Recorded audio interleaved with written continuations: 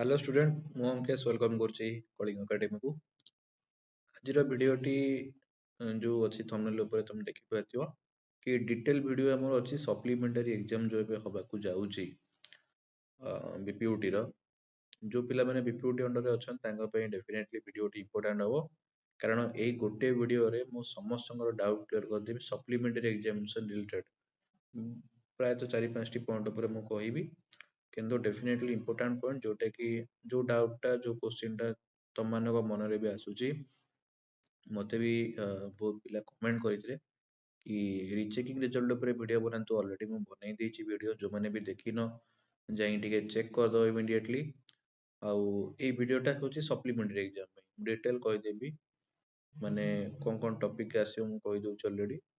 Supplementary exam टा कोन एटा को माने एग्जाम रे को पेपर हबो को माने एथि पे एलिजिबल अछती आउ एग्जाम टा केबे हबो आउ ए जो रिजल्ट जहाँ भी आसियो बैक लागो कि जो सेटा कोन केमती इफेक्टेड हबो ए 4-5 टी पॉइंट ऊपर मैं डेफिनेटली कहबी तेणु डिटेल वीडियो एटा सप्लीमेंटरी एग्जामिनेशन ऊपर वीडियो स्टार्ट करिया पूर्व समस्त को रिक्वेस्ट कि जो माने चैनल को फर्स्ट टाइम पे आसुचो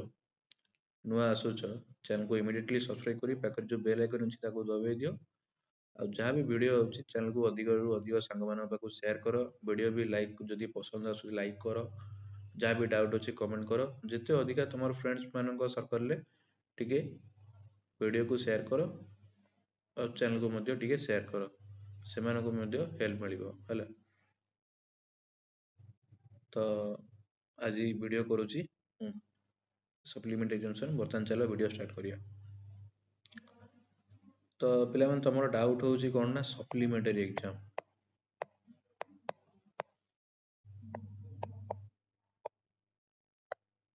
सप्लीमेंटरी एग्जाम रिलेटेड रोची तो सप्लीमेंटरी एग्जाम टा कोन ना एटा को पिला मन डाउट रहबो ना जो माने अछंदी को अंडर रे बीपीयूटी अंडर रे जो पिला माने अछंदी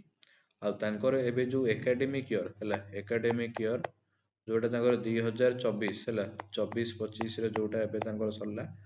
ऑड सेम सरला लाइक तमरो 7 सेम 5 सेम हला ए दीटा तमरो सरीची कारण थर्ड और फर्स्ट तो तमरो बर्तमान एग्जाम चलिबो एबे जनवरी मासरु ओके तो एटा बेसिकली 7 सेम 5 सेम रिजल्ट मध्ये तांकर आसी जेतला पब्लिश हेतला November sorry December 23rd I think 23rd 25 onwards okay से पाखा बाकी तमो रिजल्ट आसी जाइतला बाकी रीचेकिंग जो पिला माने कहले रीचेकिंग ऊपर मु कहितली वीडियो आसीबो वीडियो मु दीटा रीचेकिंग नै आसी ऑलरेडी रीचेकिंग अप्लाई प्रोसीजर केमदी करिवो आउ रीचेकिंग टा कोटा बेटर रहबे त मान पई केबे डेट सेटा मध्ये कहि दैछि ऑलरेडी गोटे कथा कहया को भूली जाइछि रीचेकिंग पई मते बहुत पिला कमेंट करथिले कि 560 बेटर रहइबो और 500 बेटर रहइबो तो मु सजेस्ट करिवि तो तम कमेंट द्वारा पॉसिबल रहि नतले तेणु जो मैंने भी कमेंट करथिले टिके मो रीचेकिंग वीडियो जे टिके देखि दियो सेठी मु डिटेल कर देछि को माने कोटा को चूज करिवो सेटा को टिके बेटर हबो हला डिटेल वीडियो होईछि से जे वीडियो को देखो वीडियो न देखि डायरेक्ट पचले हबनी हला तुम वीडियो देखो मु वीडियो रे सब तक आंसर कहि दै छला मते पर्सनली सेमति किछि जति निहाती किछि डाउट अछि तो मते कमेंट करो हला जोटा को पूरा माने ये डाउट जोटा जेन्युइन डाउट अछि सेटा को तुम वीडियो देखिले भी जदि वांस थरे करे वीडियो रे तुम देखि पारो ना तुम वीडियो को आउथरे देखि दियो आराम से तुम जानि पारि किछि असुविधा मुझे नै डिटेल एक्सप्लेनेशन हेछि हला रीचेकिंग करे वीडियो नै एटा होछि सप्लीमेंटरी ऊपर केवल तेणु जानी गला बर्तमान सप्लीमेंटरी टा को माने माने को ईयर माने बेसिकली तुम रहइबो सेटा मध्ये तुम जानि गला सप्लीमेंटरी एग्जाम जे हेडिंग अछि आज हमरो बर्तमान जानिबा आस माने जो फर्स्ट पॉइंट जोटा अछि सप्लीमेंटरी एग्जाम टा तमरा माने सप्लीमेंटरी एग्जाम टा तमर फास्ट कथा होछि कोन हला एटा एक्चुअली कोन सप्लीमेंटरी एग्जाम टा होछि तमर गोटे प्रकार हला फास्ट पॉइंट ना कहूछि सप्लीमेंटरी एग्जाम टा गोटे प्रकार तमर क्लियर करिया इंस्टेंट एग्जाम टाइप रो हला इंस्टेंट एग्जाम टाइप रो गोटे तमर एग्जाम माने जो पिला मनकर किछि पेपर बैक रहि जाइछि हला ए एग्जाम रे सप्लीमेंटरी एग्जाम रे से मानकर क्लियर हबो बुझि पालो एटा इंस्टेंट एग्जाम कहि पारो गोटे किछि बोनस एग्जाम कहि पारो ହେଲା बा किसी स्पेशल एग्जाम मध्य कहि परियो तमरो आज योर वॉइस जोटा तमे कहि परियो हैला सेटा होचे सप्लीमेंटरी एग्जाम जदी किछि एरो जिंस कोन जो पिलार जदी किछि पेपर बैक रहि जाईछि तो सी ए एग्जाम रे ता पेपर को क्लियर करि परियो बुझी पारलो सिंपल लाइन रे प्रथम पॉइंट होची सप्लीमेंटरी एग्जामिनेशन होची बैक क्लियर करिया पे एग्जामिनेशन ओटे हैला प्रथम पॉइंट सरला सेकंड पॉइंट होची एटा माने ए पेपर रे हैला सप्लीमेंटरी प्रथम पॉइंट तो मैं कहि दिली सेकंड पॉइंट बर्तन आसीबा सप्लीमेंटरी एग्जाम रे मैक्सिमम पिलांगर डाउट थिबो प्रथम पॉइंट जो मु कहिली कि एटा होची बैक पेपर क्लियर करिया पे एग्जाम टा सेटा मध्ये ऑलरेडी जदी किछि बैक थिबो क्लियर करिया पे एग्जाम टा एबे पिला मानकर डाउट रहबो आउ किछि पिलांगर मन रे मध्ये किछि पिलांगर डाउट रहबो आ किछि पिलांगर क्वेरी आसीबो डाउट थिबो कि एटारे ओनली माने कोन गलो माने बीपीयूटी रे हला तांकर बीपीयूटी बीटेक कैरियर रे जेतेटा सेमिस्टर जहा जहा बैक पेपर अछि सब तक ऑल क्लियर हेई परिबो ना कोन केमती आ क्वेरी जो पिला मानकर अछि एटारे कोन के ओनली 7 सेम और जोटा भी तमरो ऑल सेम हला ऑल सेम रो जे कोन सेमिस्टर हला तमरो पेपर क्लियर हे परिबो माने धरो एबे तमरो इवेंट सेमिस्टर एग्जाम चलची जार धरो ऑड रे बैक लागि छि कि इवेंट रे जदी बैक लागि छि तो से कोन एग्जाम टा दे परियो कि सेही बर्तन तारि ऊपर कहबे कि ए सप्लीमेंटरी एग्जाम्स टा हमरो को पेपर को नहीं हुए हला सेही पेपर रे हमें बेसिकली बर्तन डिस्कशन करिया तुमर क्वेश्चन टा कहदिली मु कहूची ईच पॉइंट वाइज तुमरो डिटेल डाउट म क्लियर करियो एटा होची सेकंड पॉइंट रे हमरो को पेपर हबो गोटे कथा मन रख सप्लीमेंटरी एग्जामिनेशन बीपीयूटी रो हला बीपीयूटी रो सप्लीमेंटरी एग्जामिनेशन रे ओनली 7 सेम बुझी पाले आंसर पाई गला तमरो 7 सेम और 8 sem only final year only final year paper ही सप्लीमेंटरी एग्जामिनेशन हुए माने केवल जदि तुम 7 सेम बा 8 सेम रे जदि बैक अछि ताहाले तमे जाई सप्लीमेंटरी एग्जामिनेशन दे पई एलिजिबल हला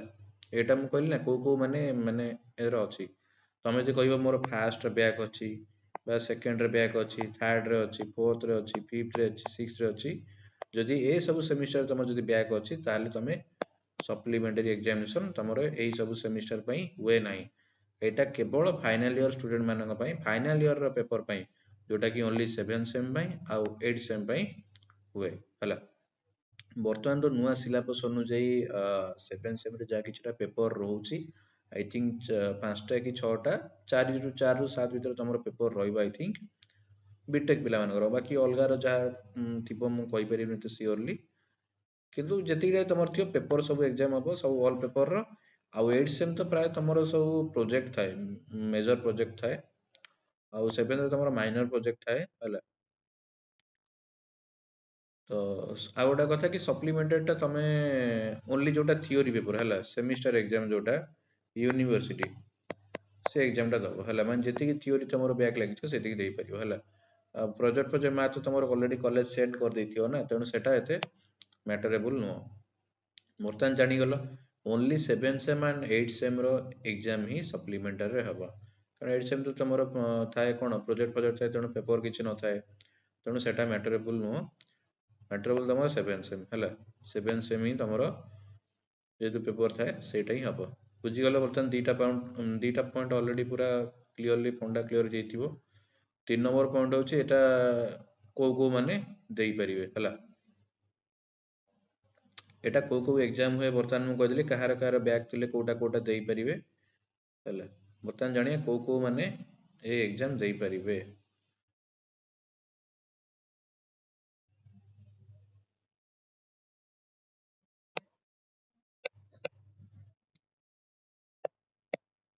को माने 3 नंबर पॉइंट होची कोन ना को माने एग्जाम देई परिबे हला को माने देई परिबे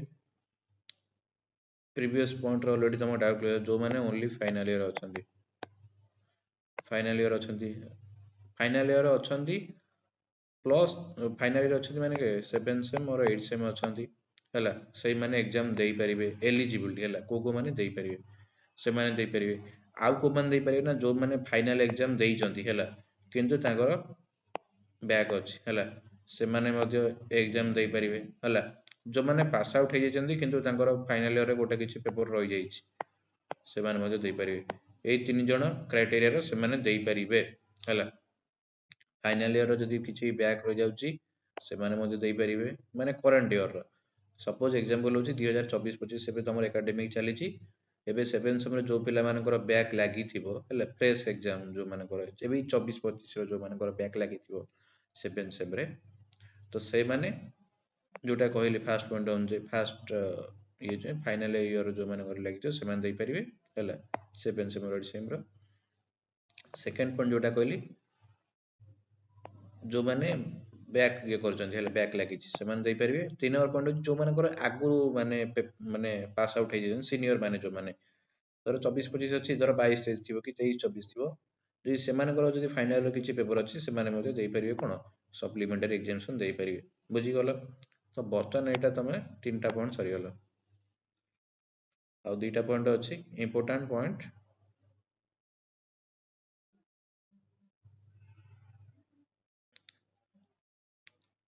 ଆଇ ଥିଙ୍କ ତମର ବର୍ତ୍ତମାନ ସୁଦ୍ଧା କିଛିଟା ଡାଉଟ୍ କ୍ଲିୟର ହେଇଯାଇଥିବ ଆଇ ଥିଙ୍କ।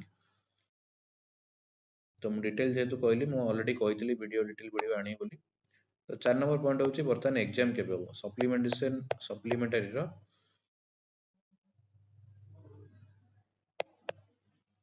ଏକ୍ଜାମ କେବେ ହେବ, କେବେ ନା 2024-25ର ଏକ୍ଜାମ କେବେ ହେବ। ସପ୍ଲିମେଣ୍ଟାରୀ ଏକ୍ଜାମିନେସନ୍ ଏବେ ଯେଉଁଟା ତମର କହୁଛ ଏକାଡେମିକ 24-25 ପାଇଁ, ସେମାନଙ୍କ ପାଇଁ ମୁଁ କହିବି କି ଏକ୍ଜାମଟା ତମର ଯେଉଁ ଇଭେଣ୍ଟ ସେମିଷ୍ଟର ଆସିବ, ଏବେ ତମର ଇଭେଣ୍ଟ ସେମିଷ୍ଟର ଚାଲିଛି ନା 8th 6th 4th 2nd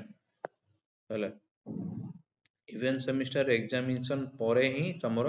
supplementary examination ପାଇଁ ତମର ନୋଟିଫିକେସନ୍ ଆସିବ। ନୋଟିଫିକେସନ୍ ତମର ମାନେ କ'ଣ, ରେଜିଷ୍ଟ୍ରେସନ୍ ଆସିବ, ତାପରେ ଆପ୍ଲାଏ କରିବ, ତାର ଏକ୍ଜାମ ଡେଟ୍ ଆସିବ, ସେଡ୍ୟୁଲ୍ ଆସିବ, ସବୁ ମାର୍କ ଫାର୍କ ଯେମିତି ତମର ପ୍ରୋସିଜର ଥାଏ, ସେଣ୍ଟ୍ରାଲ ଆଲର୍ଟ ହେବ, ମାନେ ଟେଷ୍ଟ ଯେଉଁ ଆନ୍ସର ବୁକଲେଟ୍ ସେଟା ସବୁ ଡିଷ୍ଟ୍ରିବ୍ୟୁସନ୍ ହେବ, ସେଣ୍ଟର ସୁପରିଟେଣ୍ଡେଣ୍ଟ ହେବେ, ସବୁ ଯେମିତି ଯାହା ପ୍ରୋସିଜର ତମର ଏବେ ନର୍ମାଲ ଏକ୍ଜାମ ଦେଉଛ, ତ ସେଇ ଟାଇପ୍ର ତମର ସବୁ ହେବ ହେଲା। ତମେ କହିବ ନା ଆମର ତ ଏବେ 7 ସେମ୍ ସରିଯାଇଛି, ଏବେ କ'ଣ 8 ସେମ୍, ମାନେ କ'ଣ ଏବେ କ'ଣ 8 ସେମ୍ ତ ସରିଯିବ,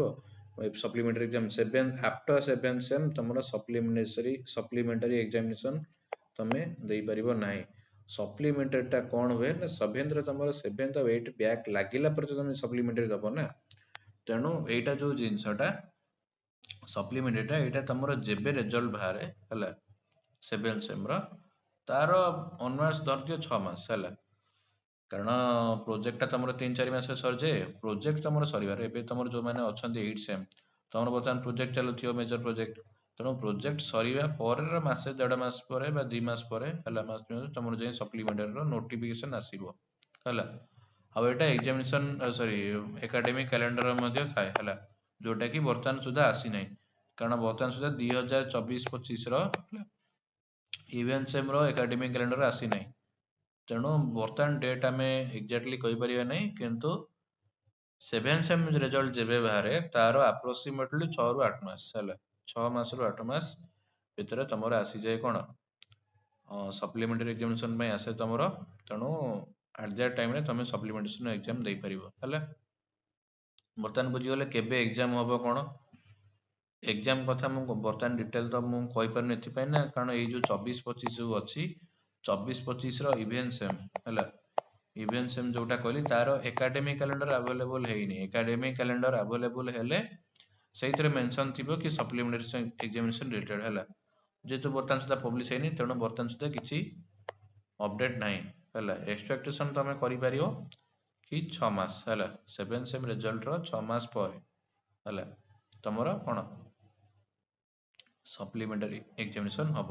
ହେଲା। ବର୍ତ୍ତମାନ ଯେଉଁଟା ଫାଇନାଲ୍ ପଏଣ୍ଟ ଅଛି, ଲାଷ୍ଟ ପଏଣ୍ଟ ଯେଉଁଟା ଅଛି ସେଇଟା ଉପରେ ଡିସ୍କସନ୍ କରିବା।